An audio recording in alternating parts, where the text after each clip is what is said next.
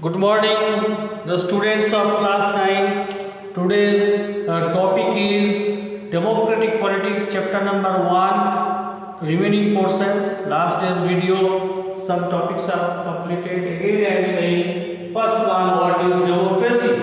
Democracy means it is a form of government in which the ruling power is vested in the hands of the people and the government is answerable to the people, okay, and who can change through the constitutional means, a constitutional process. As for example, India, USA, Sri Lanka and South Africa, these are the democratic countries. In the same way, non-democratic countries are there in the world that are not following as the democracy is following the rules. As for example, in non-democracy, the rulers are not elected. Rulers are forcefully captured their ruling power, and the people or citizens don't have the power to throw them out from their seat or from their ruling power. In the same way, the people don't have the right to vote also in where there is non-democracy. Now, we will discuss the one feature of democracy, that democracy improves the quality of decision making. Last day we have seen that what are the features of democracy. This is the very important feature, that in democracy all the decision making is very qualitative or improves. How? First one, the consultation and discussion. In democracy we know that all the decisions which are discussed in the parliament or in the assembly, that may be in the parliament or that may be in state assembly, after a long discussion between a huge number of people or representatives, these decisions are taken. So there is very less chance to take the mistake or to happen the mistakes. Next one, second is the participation of the large number of people and point out mistakes. We know that in democracy, huge number of people are participating, and for that reason, that if there is any mistake in the decision, if there is any mistake in the laws, that easily we can rectify, we can point out, or the people can point out, and we can eradicate it. That's why there is a chance, if there is a chance to any mistake, then there is also point out that mistakes by the discussion on the discussion, or this reduces the chance of rash or irresponsible decisions. Sometimes you see that the government's decisions is irresponsible. That it is very less chance in democracy the government has taken the decision that is irresponsible.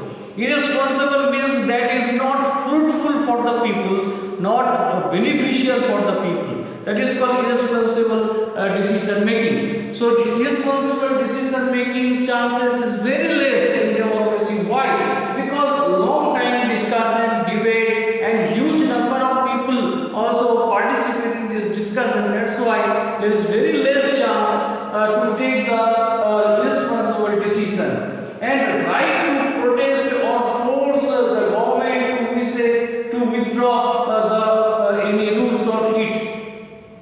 So people in the democracy, we have the right to go against the rule, to go against the law. If any law which is not beneficial for the people or not beneficial for the mass, and then the people can move, or they have the right to go against this type of laws, and the force we can force the government to withdraw that type of law which is not beneficial for the people. So that's why it is said that the democracy improves the quality of decision making. Now we will discuss another point, that is arguments against the democracy. Some philosophers, some social scientists, some politicians gave some arguments against the democracy also.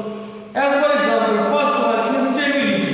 Instability means what? We know that after every 5 years the government is changeable. Government may be changeable because it is depends on decision. If they give the vote for the ruling party or whatever is continuing, then only they will be exist, otherwise the ruling party will be changed. That's why there is a maximum chance of instability, and this instability also creates some problem. What type of problem? Suppose any program which is started by any government, that may be stopped by another government. If the ruling party is changed, then they can stop it. Second thing is low morality. There is maximum chance of corruption. There is maximum chance of low morality, less morality in democracy. We have seen that in democracy there is maximum chance of this corruption. Next one is delay in decision making. We know that after a long discussion and consultation, the democracy take any decision. So it takes time. Naturally, it takes time because of decision making. Is process is very long, and after a long discussion or long debate or long process, the decision is taken. That's why it is a time taking factor. Second thing, sometimes we can see the bad decisions also taken, which is not fruitful for the people. It is happened in a democracy also. Next, corruption. Corruption is also a matter in a democracy. We know that before the election or just at the time of election, many political parties use many unfair means, like giving umbrella, giving cycles, mobiles, even the people, even the leaders also distribute some cash money and another means of any type of the token together to get the support in the unfair way. That's why unfair means use or unfair way of getting the election or getting the vote, that is also a bad decision or against the democracy. That's why corruption is also a problem in a democracy. Next one, last point is about political equality. Political equality means what? Sometimes it is said that political equality is given. Sometimes it is happened that those who are having more money, those who are having huge money, those who can do expenditure in the name of election, they are getting the tickets. The poor people, those who are not having much money, those who cannot spend huge number of money, huge amount of money in the election, they do not get the tickets. So it has happened, and money and muscle power also used in the election. Yes, that is also the drawbacks or the arguments against the democracy. That's why we can say the democracy, there are some points that democracy is not fruitful or lag behind than the another type of government. But there are many facilities which are given in democracy. That's why the maximum countries are taken the democratic country, or maximum countries have taken the democratic government. Thank you for watching this video.